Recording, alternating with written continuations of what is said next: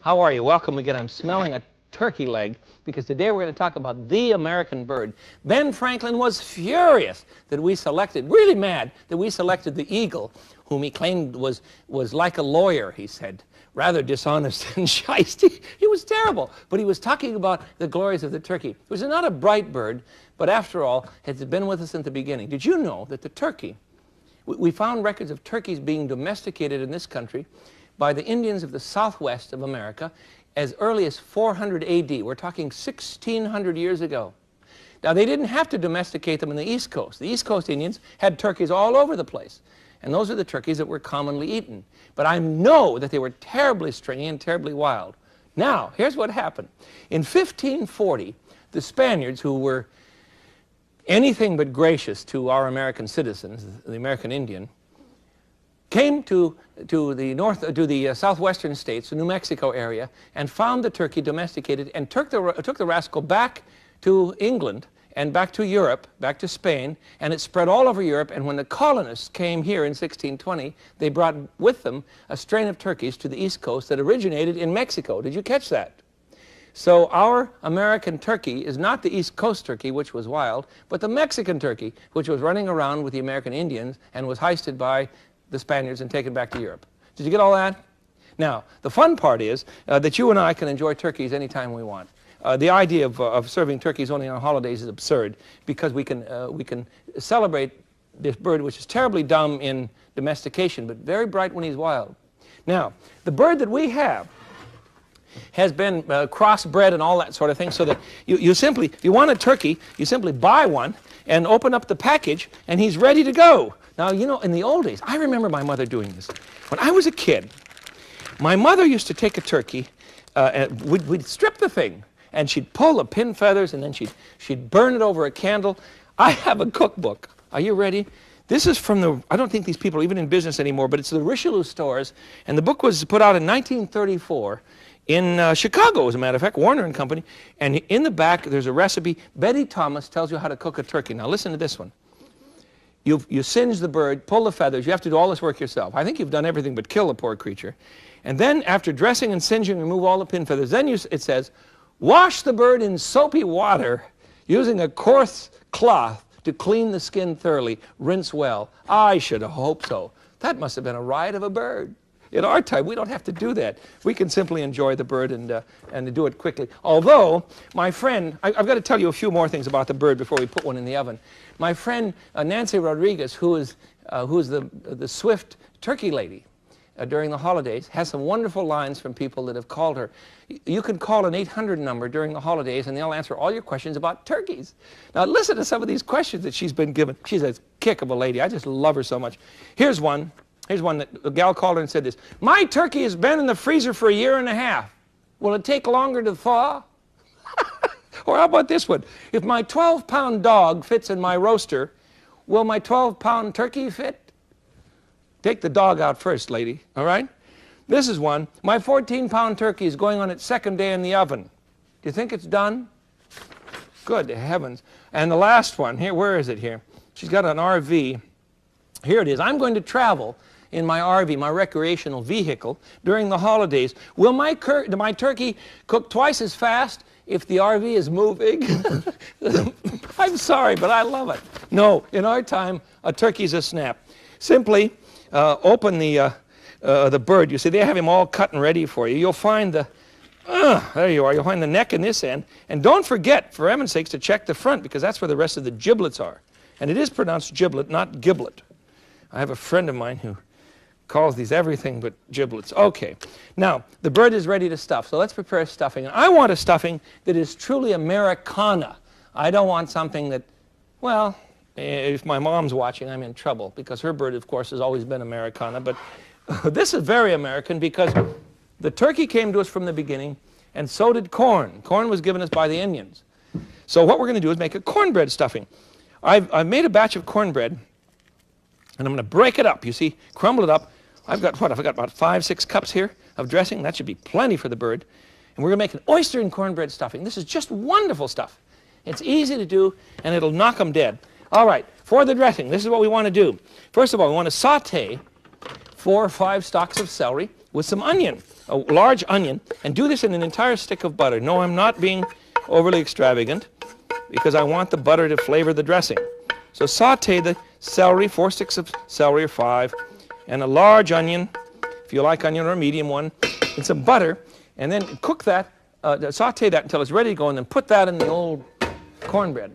We have about 5 or 6 cups of cornmeal. Now, the giblets have already been cooked, and we'll throw those in the pan. I've chopped them up a bit. By giblets, I mean the heart and the neck meat and that sort of thing, right? And also some of the wings, if you'd like. What I've done for broth, you see, is to cook. Let's see, what have I got in here? I've got the liver. I've got the 2 wing tips, just the tips of the wing. And there should be here it is. There's a gizzard.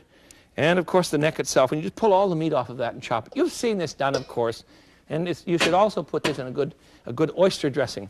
Now, we have that in, so let's put in the oysters themselves. We want 1 cup, 8 ounces of oysters. Put them in, juice and all. If they're really large, chop them up. But these are not large. They're a very nice size. So I'm just going to put them. And they'll flavor the whole works. And yes, I bought mine shelled. You caught me, but it doesn't matter. Now, our seasonings are going to consist of a little bit of parsley, chopped parsley, 1/4 of a cup, something like that. And we want to add some basil. And the basil will give this a wonderful flavor. I know it sounds a little strange to you, but it's very, very delicious as soon as I can find it. Here it is, sitting right on here for me. You want about, a teaspoon of basil. That'll do it. Oyster and cornbread. This was one of George Washington's favorites. Can you believe it? That you and I are eating foods that George liked? No, he didn't have wooden teeth. That's the latest discovery. The teeth, the old story we've heard about him is really not true. Teaspoon of salt. We want a little paprika. If you buy good paprika, I buy good Hungarian paprika. It's not expensive, and it's wonderful. It's cheaper than American. I mean, it's more expensive than American, of course, but it gives it an interesting flavor. It's very light. It's a very light member of the pepper family. Okay, the paprika's in. Now we want to add just a pinch of nutmeg. And of course I use fresh ground. For goodness sakes, don't use nutmeg that's been ground by someone you don't even know. God, you don't know what they put in there. And finally, we're going to add, let's see, nutmeg. We want some whole sage. And I want you to buy this sage, put in about 2 teaspoons, and use the whole leaf. You can buy it just like this in the market, you see. And I want you to rub that. And this will release there. See what I'm doing? See what I've done? So this is called rub sage. And this will release all of the flavor. And already the oils on my hands, it smells just wonderful. I smell terrific. Yes, see me after class. And finally, it's one of the I know what it is. I want a couple of beaten eggs. There we are. That should do us. Throw in the beaten eggs, and then enough broth to moisten this rascal properly. And by that I mean, probably 2 or 3 cups. I have the broth ready to go, so I'm just gonna guess here. That's probably too much. Let's try 1.5 cups.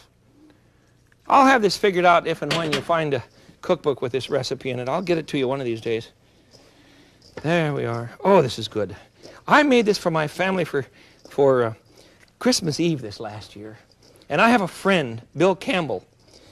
Do you remember his wife's recipe for molded salmon gelée, molded salmon mousse that's in the Cooking on Wine book? They came for dinner, and I stuffed a turkey with this wonderful dressing. You see, just a few oysters in it. They went crazy, and she's from France. Well, this is very American. This is very American indeed. So we had a good time together, and she loved the dish. Now, you know how to stuff the bird. We're not going to bother with all of that sort of thing. We'll just put him on a rack here. Here we go. You know how to stuff him. I just want to show you a trick that I may get into real trouble with everyone at this point, everyone from the veterinarian's department to the National Drug Association. We'll see. Here's what I'm going to do. I'm going to put the bird on the rack. Let's pretend that I've already stuffed him, all right? So he's all ready to go. And I've snipped off the wing tips, you see, and then I tied him up a bit, tied him up with a piece of string. You'll see one that I have in the oven. And so he's all ready to go. But now, how are we going to keep him moist? If you buy a fresh bird, and this one is a fresh bird, then you don't want to lose the possibility of injecting him with some, well, I'll tell you the truth, sherry and butter. That's what I like to do. Even if he has been injected, and if you buy a bird that's excuse me, called butter filled or butter pre-basted, something like that. They inject liquid into the bird. They inject oil and flavorings. I want you to use butter. Watch this one. Now you'll know why I'm going to get into trouble in just a minute here. I have some butter. I have about a stick of butter. That's too much for a bird. Well, half a stick is plenty. And, several tablespoons of good, dry California sherry. You don't need that European stuff. Good heavens, you're an American. Now we're going to stir that up, and we're going to inject the bird with it. Now, how do you do that? Well, there are two ways. One, here's where you get into trouble. You can go to your veterinarian, as I did to mine. It's a wonderful man who keeps my cat Carrots in good shape. And Carrots is a real twit. She is just a fusspot. She loves fresh shrimp and cat food, and she'll eat nothing else. So she gets fresh shrimp and cat food. Isn't that awful? I went to my vet, and he gave me, look at this. Now, this is a horse syringe. I think these are illegal, and I'm not going to tell you who my vet is. And I think I'm in trouble if I even do this. But what I'm saying is that you can inject the bird yourself with butter and sherry mixture. There. Oh, all right. Now, we don't want any bubbles in that because we'll get air in the bird, you see, and that's all. There we go. Hold on now. Do I look like Dr. Jekyll and Mr. Hyde? Remember those wonderful movies? Oh. All right, we're ready to inject him. Now, if you can't find one like this, then you can go to your local gourmet shop, and the Norpro people, which is a Scandinavian company in Seattle, bring in they make a device. It does exactly the same thing, you see, but the needles aren't sharp, you see. This needle won't hurt anybody. It won't hurt a soul. So I think you'll be all right with that, and you won't have to worry if your kids want to use it. No, I'm not insinuating a thing. I'm just saying that I want you to be careful with having this sort of thing around. People think you're up to strange deeds. All right, inject the breast. Just stick it right in the old breast and inject. Whoops, good heavens, my pin came off here. Oh, there we are. Put some in the breast on this side and some on this side and some on this side. I do not like the breast meat. It's too dry. And then some in the thigh, you see, on each side. There we go. There, now we've got him. You can do some more if you like. And when you put him in the oven, you see he will come out filled with sherry and butter. Oh, I have one ready for you. So delicious. Very easy. Put a little salt and pepper on him, of course. Stuff him, and then if he's this one's a 10-pound bird. That'll take about 3.5 hours to cook at 325. Don't cook him too long. My mother used to cook turkeys for days, and my grandmother didn't even stop. She was the one that she'd call, on Sunday. She'd say, the turkey's ready, and we were supposed to be there. She'd start cooking it on Friday before. Oh, Lord, they were done. But fun. Just fun. Let me find one for you. Here he is. All right. Here's the old turkey, and he's filled with, here he is. He's filled with wonderful corn and oyster dressing, and, of course, the sherry routine, the sherry and butter routine. Let me just lift him off of here.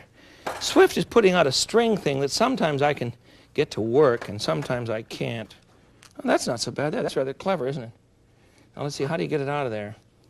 Well, that shouldn't be. Oh, it's hooked on his wing, isn't it? Yes. There we are. That's pretty clever. It's hooked on his leg now. Now it's hooked on lettuce. There he's out. Okay. We've got him. It's on the table. When you consider what the colonial housewife used to do in order to cook a bird, first of all, she had to talk her husband into shooting the poor creature. And most of us were from Europe, of course, and really didn't even know how to hunt. So it must have been a strange time. Sit down now. All right, let's put him out here, and we'll go on to some other dishes. Oh, the other thing that you can do that's so different in our time in terms of purchasing turkey, that would be great for a Sunday meal, for instance, or a Saturday night meal. And for heaven's sakes, don't limit it to the holidays. Cook turkey as often as you want. There's no reason not to. The other thing you can do is to pan fry some birds. You get a pan going here. Where did I put my frying pan? Here he is. And I want to saute some turkey breast that has come to me pre-sliced. That is to say, all of the pain and all of the work is done. You can buy this in most American supermarkets. If you can't, I can't imagine where you're living. But this is very easy. There. And here, this is what it looks like, you see?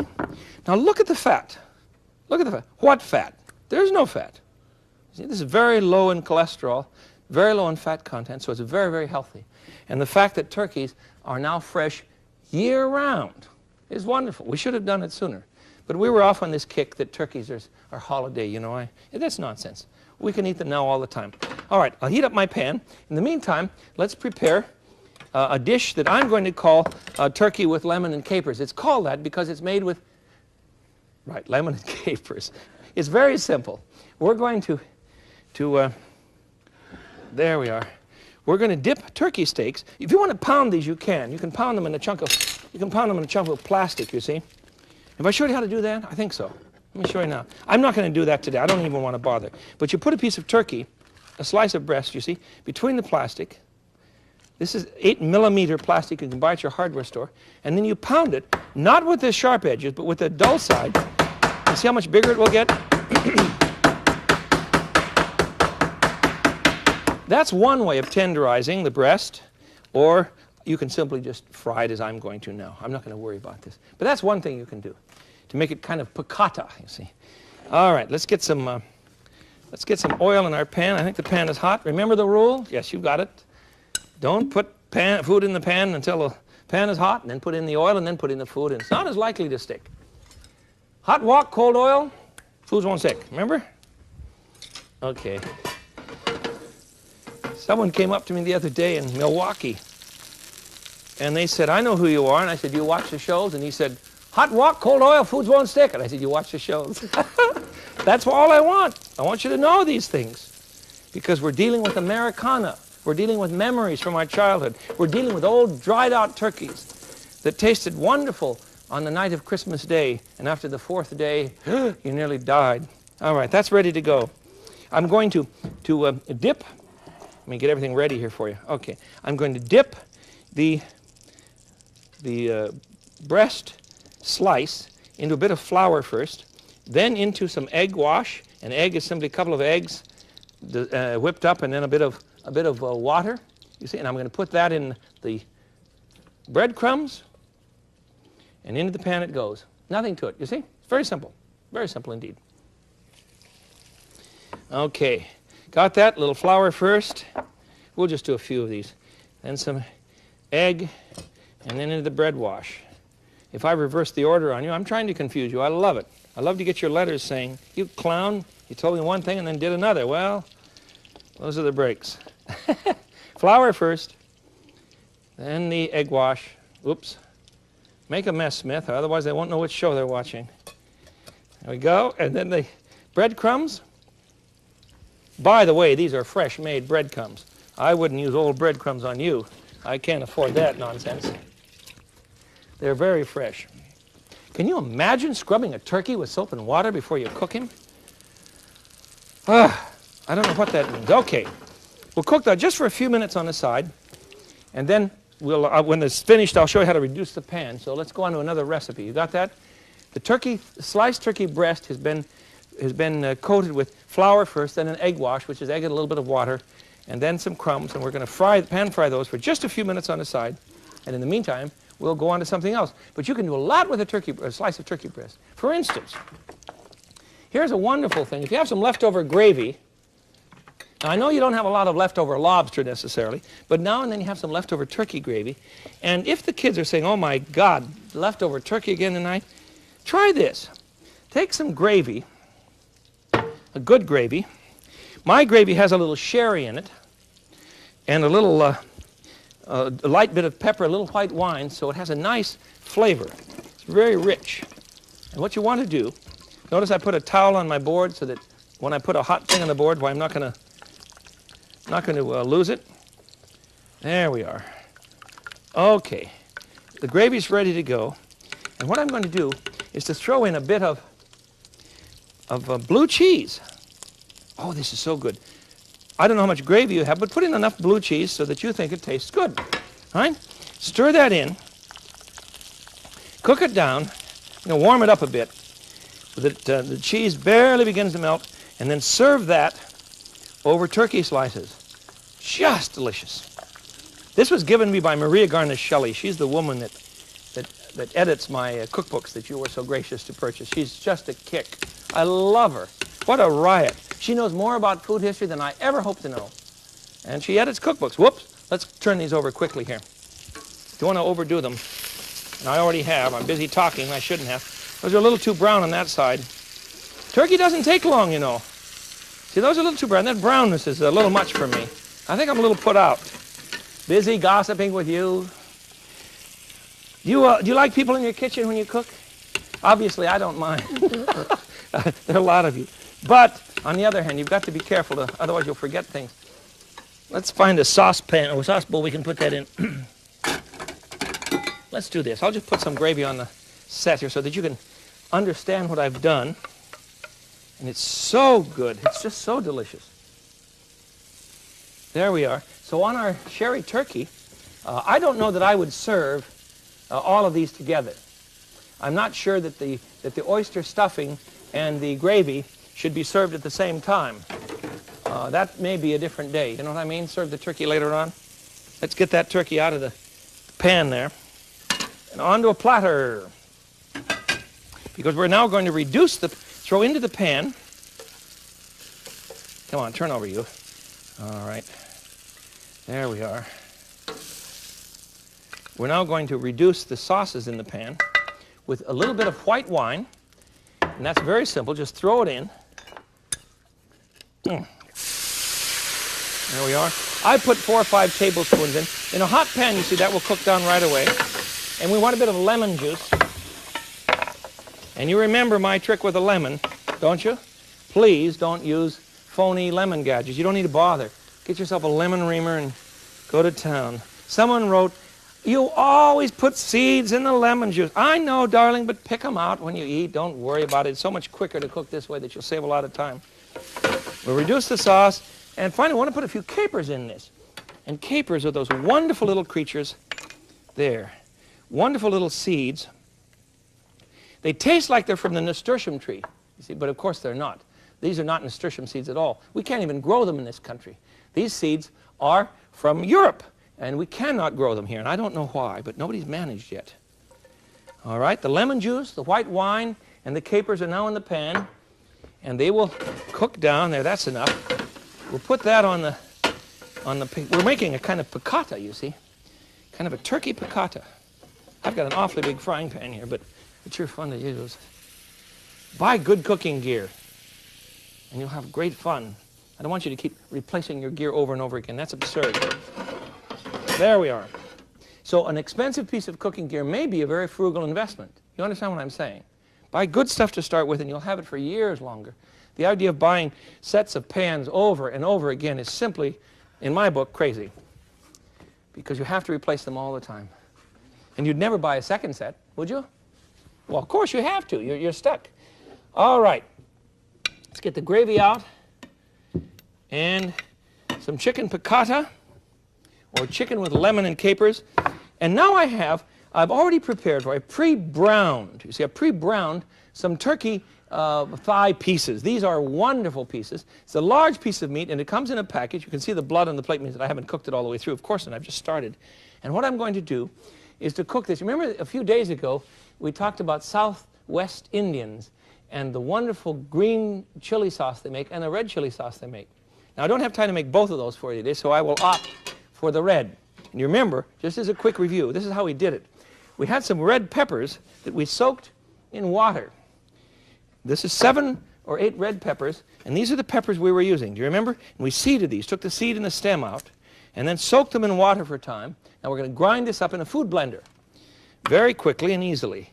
Put the peppers, they've soaked in hot water for about an hour, and they really do come back. You'd think they were fresh again. See, in the old days, we used to dry things out of sheer necessity. And now we eat dried things because we realize that it concentrated the flavors. And it made them wonderful, just wonderful. It's very different than eating a fresh thing. So the fresh thing is good, but the old dried thing is wonderful too. And we'll grind that up. While that's grinding away, I'll put some garlic in here. We'll add a couple cloves of garlic, 2 or 3, and perhaps some oregano. See if I can find some oregano around here in a hurry. Oregano, I did pretty well on that one, didn't I, huh? Okay, some oregano. So we have oregano, the garlic itself, and, of course, the pepper, and about a pint of water. Grind that up, and we're going to bake. That's enough. We're going to bake the chicken thigh, leg and thigh portion, in a pot with this red sauce on it, and that's all there is to it. Just throw it in a 350-degree oven until it's done. That'll be about, oh, I don't know, about an hour or so. It doesn't take long. Just push them right in there. Lay down. Sit still. There we go. Put the sauce over the top. That's all there is to it. And when you're done, yes, I do have one ready for you. When you're done, look at this. Just look at this. He's all finished. Oh, that is so delicious. So utterly delicious. Let me grab a pot holder. I'm throwing pot holders all over the kitchen today. We'll put him right out here for you. Okay. Here's the chicken thigh in let me move him up. In red sauce, and I made another one for you. You remember we did the green chili sauce? So I have a chicken in green chili sauce as well. Turkey, rather. Turkey leg in green chili sauce. That recipe you'll run across one of these days soon. The point is, not just variety, but versatility. You can do all sorts of things with the American bird. Ben Franklin was right. I don't mind the eagle. I love his glare. But a turkey stuffed with cornbread dressing, or turkey piccata, or turkey in red sauce or green chili sauce, for me, is really Americana, and I think I prefer that. Ben, you're right. This is the Frugal Gourmet. Till I see you again, I bid you peace. Bye-bye.